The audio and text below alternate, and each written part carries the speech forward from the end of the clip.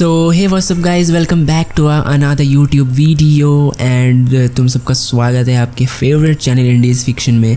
तो आज हम लोग वापस से देखने वाले हैं कि क्या हो अगर नारुतो भाई कुरेनाई के साथ में हो टीम 8 में ना कि टीम 7 में। और हम लोग ने ऑलरेडी पार्ट 3 अपलोड कर दिया है और पार्ट 2 भी और पार्ट 1 भी है। तो अगर तुम लोग ने अब तक वो नहीं देखा तो सबसे पहले मैं रेकमेंड करूँगा कि तुम लोग जाके सबसे पहले पार्ट 1 से देखो। तुम लोग को प्लेलिस्ट जो है वो चैनल में मिल जाएगी। और पार्ट 3 में हम लोग ने देखा कि कैसे जो है कुरेनाई अपने स्टूडेंट से मिलती है और उन लोग को ट्रेनिंग ग्राउंड में बुलाती है असेसमेंट एग्ज़ाम के लिए। और उसके आगे हम लोग अब देखेंगे। सो यार तुम लोग अगर चैनल पर नए हो तो प्लीज़ चैनल को सब्सक्राइब कर लो, वीडियो को लाइक कर दो। फिर क्या, बढ़ते हैं स्टोरी की तरफ। तो जैसा सबने ऑलरेडी सेलेक्ट किया था ट्रेनिंग ग्राउंड 19, सो कुरेनाई एकदम फुल स्पीड में एरिया 19 की तरफ दौड़ने लगी और वो एकदम फुल एडवांस स्पीड में थी। और उसको अपने चक्रा पे इतना ज़्यादा कंट्रोल था कि वो जो उसके दोनों पैर थे वो उसे इतना हल्का कर लेती थी कि वो एकदम हल्की होकर और फुल स्पीड में दौड़ सकती थी। बट यहाँ पे शॉकिंग न्यूज़ ये था कि कुरेनाई मुश्किल से ही नारुतो से कुछ समय पहले वहाँ पहुँची। उसकी सारी शैतानी और शरारतें जिसकी वजह से सारे अनबू और शिनोबीज उसके पीछे पड़ा करते थे, आज उसका कुछ काम आ रहा है। और नारुतो ऑलरेडी बहुत ज़्यादा स्पीड था और जब कुरेनाई वहाँ पहुँची तो देखा नारुतो ऑलरेडी एकदम हाफ रहा था। बट शॉकिंग न्यूज़ ये भी थी कि just after 3 to 4 minutes Naruto वापस पहले जैसा हो गया, जैसे भाई वो दौड़ा ही नहीं था। और ये जो है कुरेनाई को रियलाइज़ करवाती है कि नारुतो का जो स्टेमिना है वो एक्चुअली में बहुत ज़्यादा बढ़िया है। शीनो कुछ मिनट बाद वहाँ पहुँचा और जल्दी ही उसके पीछे बुरी तरह से हाँफती दौड़ती हिनाता भी वहाँ पहुँची। मुझे देखकर ऐसा लग रहा है कि हम लोग को थोड़ा स्पीड और एंड्योरेंस पे थोड़ा ध्यान देना पड़ेगा, कुरेनाई ने थोड़ा परेशान होते हुए बोला। क्या ये इसलिए है क्योंकि हम एक रिकॉन्सेंस टीम बनने जा रहे हैं? शीनो ने पूछा। हाँ भी और ना भी, कुरेनाई ने जवाब दिया। तेज़ी से चलना एक स्काउटिंग मिशन को सक्सेसफुल बनाने में बहुत ज़्यादा रोल प्ले करता है, लेकिन एंड्योरेंस ट्रेनिंग से तुम्हारे चक्रा रिजर्व भी बढ़ेंगे, जिससे तुम्हारा ताइजुत्सु भी इम्प्रूव होगा और तुम्हारे लिए निंजुत्सु भी आसान हो जाएगा। और जैसे ही कुरेनाई ने अपनी बात कंप्लीट करी वैसे ही शीनो और हिनाता ने हाँ में सर हिलाया। बट भाई अपना नारुतो का तो कुछ एकदम अलग ही चल रहा था। उसका मुंह एकदम अजीब सा बना हुआ था, बेचारा हद से ज़्यादा कंफ्यूज था। और भाई एकदम सड़ा हुआ मुंह बना कि वो फाइनली क्वेश्चन कर ही लेता है, ये रिकॉन्सेंस टीम वाली बात क्या है, मतलब क्या होता क्या रिकॉन्सेंस टीम? हाँ, तो कुरेनाई ने उसका सवाल सुनकर थोड़ा सा मुस्कुराई, जस्ट बिकॉज वो पहले से ही चाहती थी कि नारुतो के साथ ऑलरेडी इतना पास्ट में बुरा हो चुका है। और जब नारुतो उसके साथ आए उसकी टीम में तो नारुतो थोड़ा भी झिझके ना और जो उसके मन में क्वेश्चंस हो वो पूछे। सो कुरेनाई कहती है कि बड़ा अच्छा सवाल है नारुतो। देखो, जब गैंगिंग टीम्स बनाई जाती हैं तो आमतौर पर ऐसे मेंबर्स को टीम में डालते हैं जिनकी एबिलिटीज़ एक दूसरे को पूरी करती हो। मिसाल के लिए टीम 10 में एक नारा, एक यामानाका और एक आकेमिची है। इनके पिता लोग भी एक टीम में साथ काम करते थे। नारा और यामानाका की ब्लड लाइन खास तौर पर दुश्मन को पकड़ के रखने के लिए और उन्हें इमोबिलाइज करने में काम आती है, और आकेमिची की ग्रैपिंग टेक्निक में माहिर होते हैं। इसके अलावा आकेमिची के पास कुछ स्पेशल अटैक्स भी होते हैं जो बहुत ही डिस्ट्रक्टिव होते हैं, पर उनसे बचना थोड़ा आसान भी होता है। नारुतो एकदम सड़ा हुआ मुंह बना के थोड़ा देर सोचता है और फिर बोलता है, तो इनो और शिकामारू दुश्मन को पकड़ के रखते हैं और जबकि चोजी उनकी पिटाई करता है ना? मैंने बिल्कुल सही समझा ना? कुरेनाई ने सर हिलाया। हाँ, ये उनकी टीम की एबिलिटीज़ को मिलकर इस्तेमाल करने का एक तरीका है। अब एक रिकॉन्सेंस टीम में ऐसे मेंबर्स होते हैं जिनकी एबिलिटीज़ खास तौर पर दुश्मन को ढूंढने या उनके राज पता लगाने में इम्पॉर्टेंट रोल प्ले करती है। कभी कभी ये जानकारी सोने से भी ज़्यादा कीमती होती है और दुश्मन का मुकाबला करने के लिए पहले से तैयारी और प्लान्स करना और बहुत सारी चीज़ों को रेडी करने के लिए बहुत ज़्यादा यूज़फुल होता है। आनो कुरेनाई सेंसे, हिनाता ने एकदम धीरे से मुंह बना के पूछा। मेरा मतलब हम सब की एबिलिटीज़ हमें ऐसे रोल प्ले करने के लिए कैसे फिट बनाती है? ये भी बहुत अच्छा सवाल है हिनाता, कुरेनाई ने मुस्कुरा कर जवाब दिया। तुम्हारी बैक्यूगान आंखें तो वैसी ही एक बहुत बड़ी एसेट है। उन्हें एक्टिवेट करके तुम बहुत दूर तक और हल्की पर्दे के पार भी देख सकती हो। सही पोजीशन से तुम दुश्मन कमांडर के टेंट के अंदर देख सकती हो और बिना पकड़े गए में उनके बैटल प्लान पढ़ सकती हो। शिनो के बग्स भी दुश्मन को ढूंढने में एक बहुत बढ़िया रोल प्ले कर सकते हैं। मैं पहले भी उनके क्लैन के साथ काम कर चुकी हूँ और उनके जो इंसेक्ट्स होते हैं, उनकी जो सूंघने की क्षमता होती है वो बहुत ज़्यादा बढ़िया होती है। और इनके जो कीड़े हैं ये एक अच्छे चौकीदार भी हैं। अगर इन्हें टीम के इर्द गिर्द कोई कुछ एकदम अजीब सा महसूस हो तो ये फटाफट हमें अलर्ट कर सकते हैं, ताकि कोई दुश्मन करीब आए उससे पहले ही हम कोई एक्शन या फिर प्लान बना सकें। और कुरेनाए और सोच ही रही थी कि अब इन्हें और अच्छे से कैसे एक्सप्लेन करे, तब से नारुतो भाई बीच में टपक के बोलता है कि सेंसे मेरा रोल क्या होगा, मेरे को ही बता दो यार। उसने पूछ लिया। उसकी जो इमोशंस थे उसका रिस्पेक्ट करते हुए कुरेनाए ने एक गहरी सांस भरी। मैं तुमसे झूठ नहीं बोलूँगी, हमारी टीम को जो स्काउटिंग मिशंस मिलेंगे वो ख़तरनाक होंगे, इसलिए मैं भी चाहती हूँ कि हमारी टीम सिर्फ वैसे ही रोल पे ना अटकी रहे जो खाली डिफेंडिंग हो। नारुतो, अगर सबसे बुरा हुआ और हम किसी दुश्मन के इलाके में पकड़े गए तो तुम्हारा काम होगा कि दुश्मन का ध्यान बटाना, ताकि हम वहाँ से कैसे ना कैसे भाग के निकल जाए। ये जो तुम्हारी एबिलिटीज़ है कागेबुंशिन वाली स्किल्स, तुम्हें इस काम के लिए बिल्कुल फिट बनाती है। तुम पीछा करने वालों का ध्यान बढ़ा सकते हो ताकि हम वहाँ से निकल पाए। और जैसे ही कुरेनाए ने ये वाली बात ख़त्म करी, नारुतो को शायद कुछ खास पसंद नहीं आया बात, जस्ट बिकॉज वो ऑलरेडी हमेशा लड़ने पे विश्वास करता था और उसे पेड़ दिखाकर भागना तो बिल्कुल नहीं पसंद था। और वो कह रहा है कि सेंसे, मतलब हमें सिर्फ भागना है और मैं आपको भागने में मदद करूँगा, एकदम अजीब सा मुँह बना के कहता है। हाँ बिल्कुल, कुरेनाए ने एकदम ज़्यादा स्ट्रिक्ट आवाज़ में बोला, क्योंकि अपना मिशन पूरा करना ही शिनोबी का फ़र्ज़ है। कौन ज़्यादा ताकतवर है ये प्रूव करना स्कूल यार्ड का खेल है। अगर होकागे को हमारी जानकारी की ज़रूरत रही और हम लड़ने के लिए रुक जाते हैं तो ये सिर्फ बेवकूफ़ी ही नहीं, गद्दारी भी है। जो निंजा ये सबक नहीं सीखते वो आमतौर पर बेवकूफ़ की मौत मरते हैं। उनका नाम मेमोरियल स्टोन पर भी नहीं लिखा जाता, क्योंकि उन्हें अपनी जान किसी मायने रखने वाली चीज़ कुर्बान नहीं की, बल्कि यूं ही बेकार गवा दी। ये सुनकर सब चुप हो गए। कुरेनाए ने उनकी ये कड़वी बात हजम करने के लिए थोड़ा सा समय दिया, फिर उन्हें बेसिक ताजुत्सु ड्रिल करने पर लगा दिया। हिनाता सब में सबसे अच्छी निकली। उसका फॉर्म लगभग परफेक्ट था और उसकी मूवमेंट तेज़ और बिल्कुल सही जगह पर थी। हाँ, उसमें शायद ताकत और स्पीड थोड़ी कमी थी। शिनो का ताजुत्सु बस काम चलाओ था, कोई खास इम्पैक्ट नहीं था उसमें, पर कुरेनाए को यकीन था वो ताइजुत्सु सिर्फ अपने चक्र को बढ़ाने के लिए प्रैक्टिस करता था। ज़्यादा चक्र का मतलब उनके कीड़ों के लिए ज़्यादा ऊर्जा, यानी ज़्यादा पावर। नारुतो की स्ट्रेंथ तो बकवास थी और उसका फॉर्म यकीन बहुत ही स्लोपी था, लेकिन उसके साथ ही वो बिजली की तरह तेज़ था और उसके वॉल मूव्स भी बहुत ज़्यादा बढ़िया थे। जब उसका शिनो के साथ 1v1 चल रहा था तो नारुतो ने अपने आप को बहुत ही अजीब तरीके से दिखाया। वो मैदान का पूरा फ़ायदा उठा रहा था, झट से लाते मार के यहाँ से वहाँ जा रहा था और उसमें रॉकेट की स्पीड थी। कुरेनाए ने अपनी पैनी नज़रों से देखा और समझ गई कि उसके हाथ से लड़ाई के स्किल्स इतने ज़्यादा बिना तरकीब वाले क्यों थे। बिना दोस्तों और माँ बाप के वो स्कूल के बाहर सिर्फ अकेला ही प्रैक्टिस करता था। शायद वो अकेला ही किसी ट्रेनिंग ग्राउंड पर जाकर खुद एडवांस ताइजुत्सु मूव सीखने की कोशिश करता था। मुमकिन है बड़े बड़े निंजा जब ट्रेनिंग कर रहे थे तो ये ज़रूर उन्हें छुप छुप कर देख कर सीख भी रहा होगा। और जब कुरेनाए उन पर नज़र रख रही थी तो बार बार शिनो जो है मार मार के नारुतो को गिरा दे रहा था। और फिर कुरेनाए बोलती है बस काफ़ी है। कुरेनाए ने चीखा। लड़के अलग हो गए फटाफट और एक दूसरे ने गहरी सांस में भर गए। शिनो बेचारा एकदम हाफ रहा था, बट जस्ट आफ्टर 2 और 3 मिनट्स नारुतो फिर से एकदम पहले जैसा हो गया। ताइजुत्सु खुद कुरेनाए की स्ट्रेंथ नहीं थी, पर वो एक ऐसे इंसान को जानती थी जो इसमें बहुत ज़्यादा माहिर था। और गाय ने खुद उसे कुछ दिन पहले पूछा भी था कि गैनिन को एडवांस गैंगजुत्सु पहचान की ट्रेनिंग कैसे देनी है।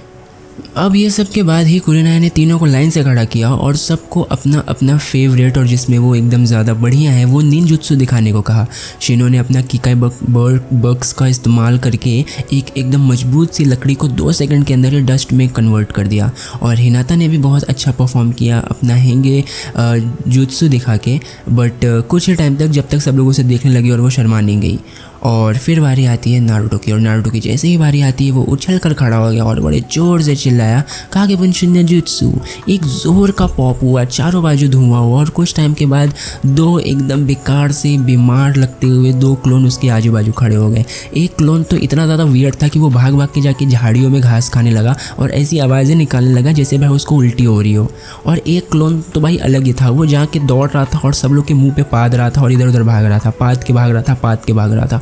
और भाई ये सब देख के शिनो एकदम मुंह बना के बोलता है कि हाँ शायद ये वाला जुत्सु तो पक्का लोगों का भाई ध्यान हटा देगा मतलब ध्यान भटका देगा। अब भाई सब लोग जो है नारुतो का उड़ाने लगे मजाक, और नारुतो का मुंह लाल हो गया और बहुत ज़्यादा गुस्से में आ गया, और वो भाई एक बार वापस ट्राई करता है। वो एकदम तेज़ वाला जंप लगाता है और एकदम ज़ोर से चिल्लाता है कागे बुंशिन नो जुत्सु, और भाई पूरा ट्रेनिंग ग्राउंड स्मोक से भर जाता है। और कुरेनाई खुद फील कर पा रही थी वो एकदम अजीब सा ऑरा, और वो एकदम जॉनिन लेवल से भी ज़्यादा वो टाइम पे ऑरा उस ट्रेनिंग ग्राउंड में था। शुरुआत में कुरेनाई को लगा कि उसकी आंखें धुंधला रही हैं, पर दरअसल वो तो एक हल्का सा झिलमिल था शैडो पार्टिकल्स का। ये झिलमिल इसलिए उसकी लगभग पूरी नज़र में छा गया था क्योंकि नारुतो ने पूरे क्लियरिंग को अपने क्लोन से भर दिया था। कुरेनाई ने इरोका से सुना था कि मिजुकी को नारुतो ने ऑलमोस्ट मौत के कगार उतार दिया था। एक गहनिन को एक जॉनिन लेवल जुस्तु इस्तेमाल करते और अपने ही आप का 100 नहीं 200 क्लोन्स बना के पूरे ट्रेनिंग ग्राउंड में भर देना,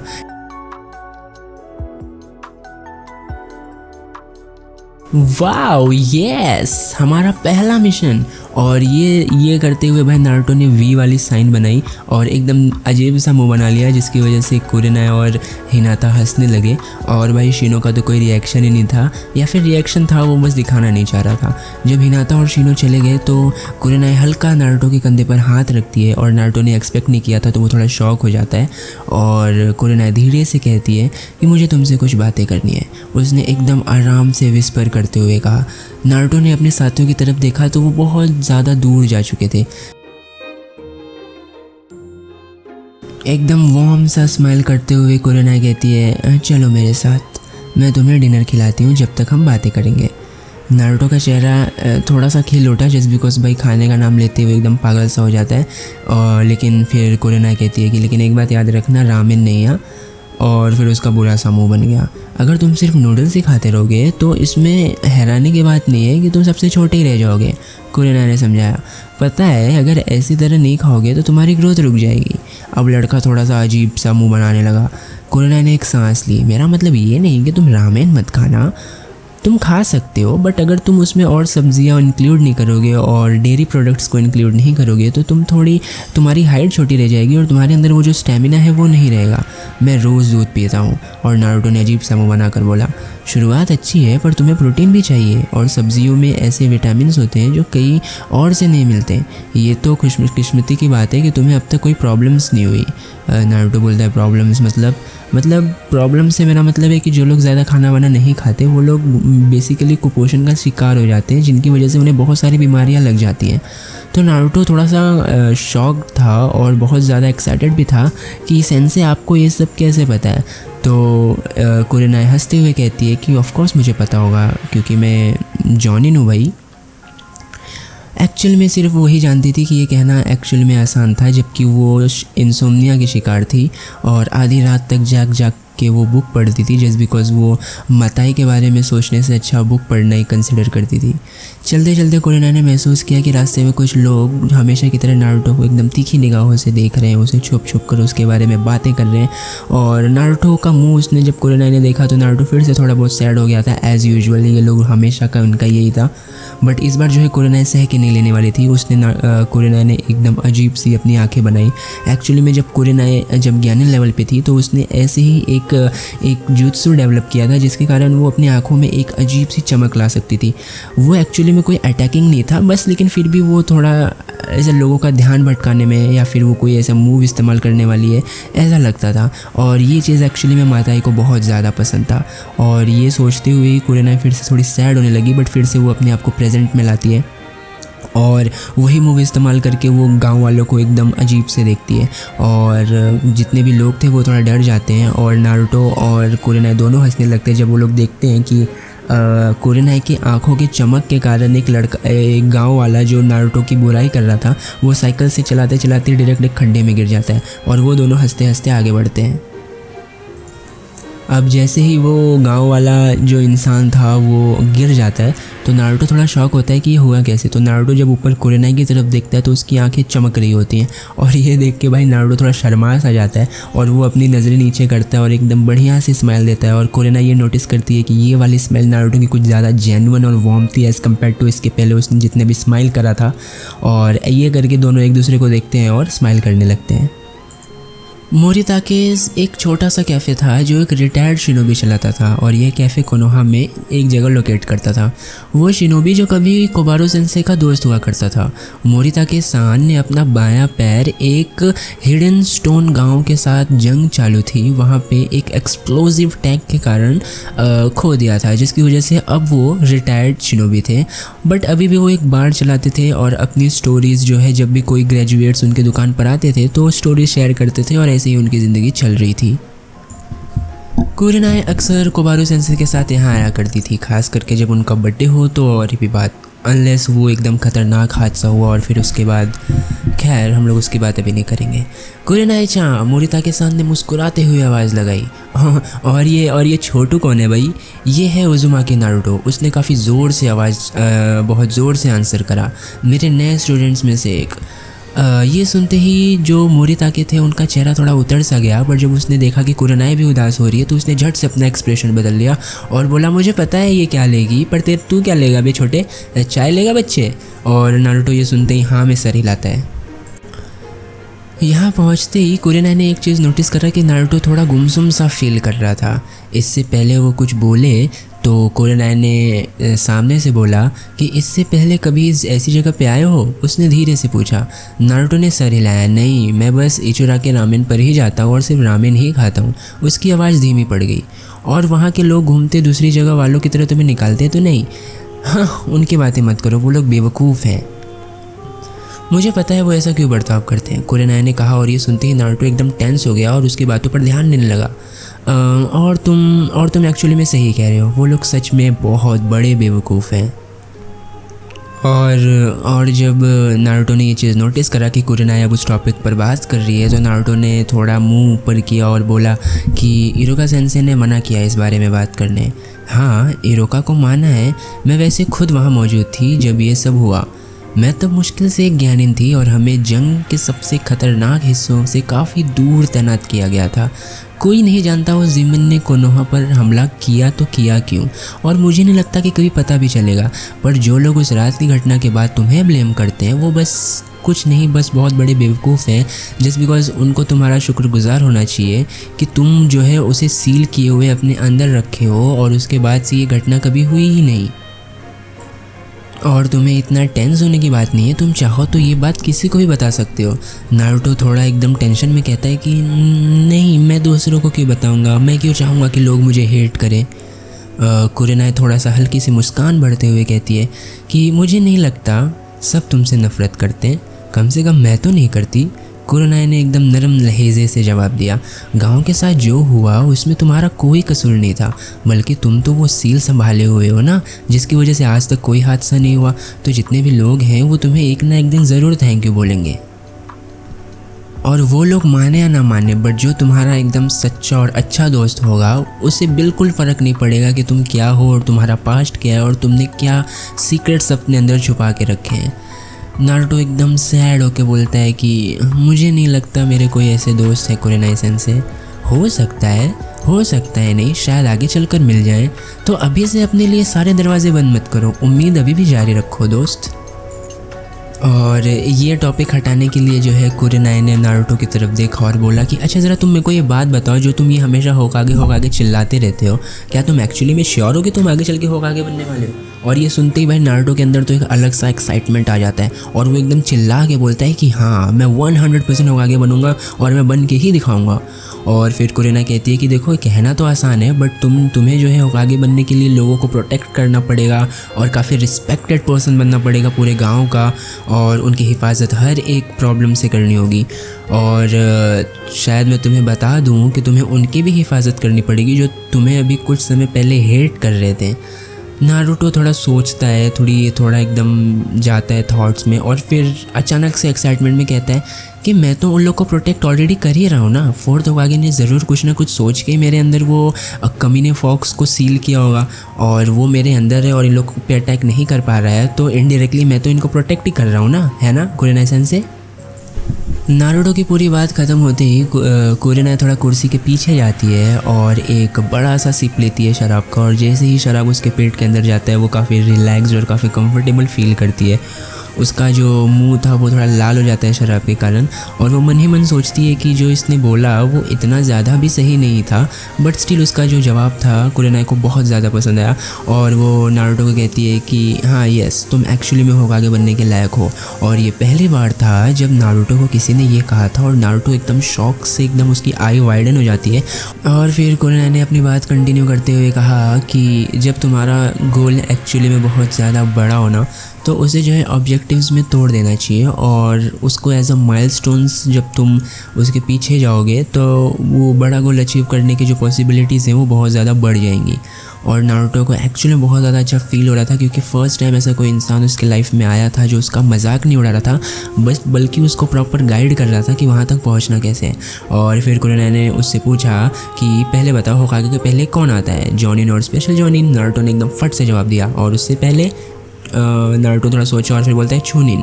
तो अच्छे माइलस्टोन्स होंगे, तो उसके पहले तुम्हें चूनिन पार करना होगा, उसके बाद जॉनिन, सही। तो नारुतो ने हाँ में सर हिलाया। ठीक है, लेकिन चूनिन की परीक्षा के बारे में सोचने से पहले हमें तुम्हें एक मजबूत ज्ञानिन बनाना पड़ेगा। नारुतो ने भाई एकदम सड़ा हुआ मुँह बना के, नाक एकदम फुला के बोला मैं तो ऑलरेडी ज्ञानिन हूँ ना भाई।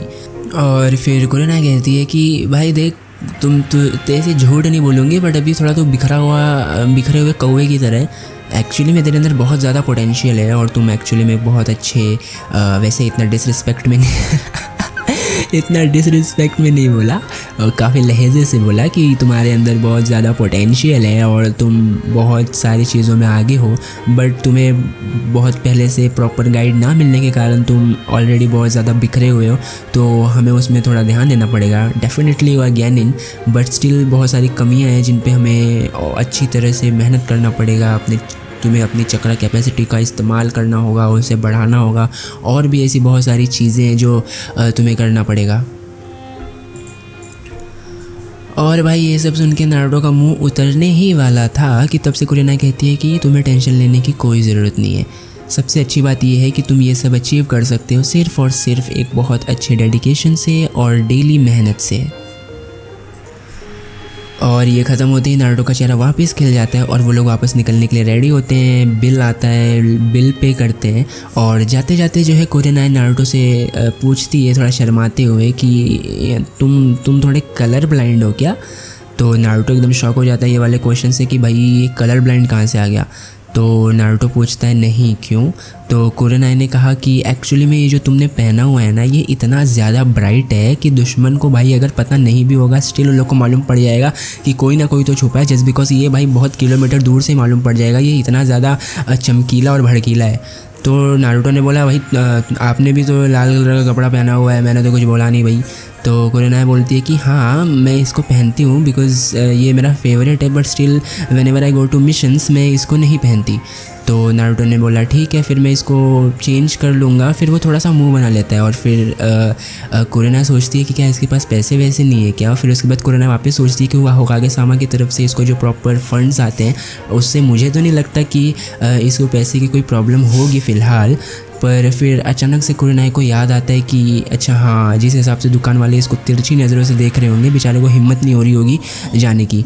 और फिर ये सोचते हुए कुरेनाई कहती है ठीक है कल सुबह मेरे को 9:30 बजे मिलना, और मैं तुम्हें एक ऐसी जगह पे लेके चलूँगी जहाँ पे एक्चुअली तुम कभी गए नहीं होगे। सो या this is it for today's video. और आज का वीडियो एक्चुअली में अगर मैंने नोटिस करा है व्हेन आई वाज रिकॉर्डिंग कि ये वीडियो थोड़ा सा बड़ा होने वाला है, and that's pretty good just because हम लोग ने ऑलरेडी एक हिस्सा कंप्लीट कर लिया है। एक्चुअली में हिस्सा नहीं कह सकते, काफ़ी % हम लोग ने कवर करा है, बट स्टिल हम लोग एक लेवल तक पहुँच चुके हैं और हम लोग ने बहुत ज़्यादा स्टोरीज़ या फिर प्लॉट बिल्ड कर दिया ऑलरेडी। सो अगर तुम लोग चैनल पे नए हो तो वापस से बोल रहा हूँ सब्सक्राइब कर लेना। मिलते तुम लोग से नेक्स्ट पार्ट।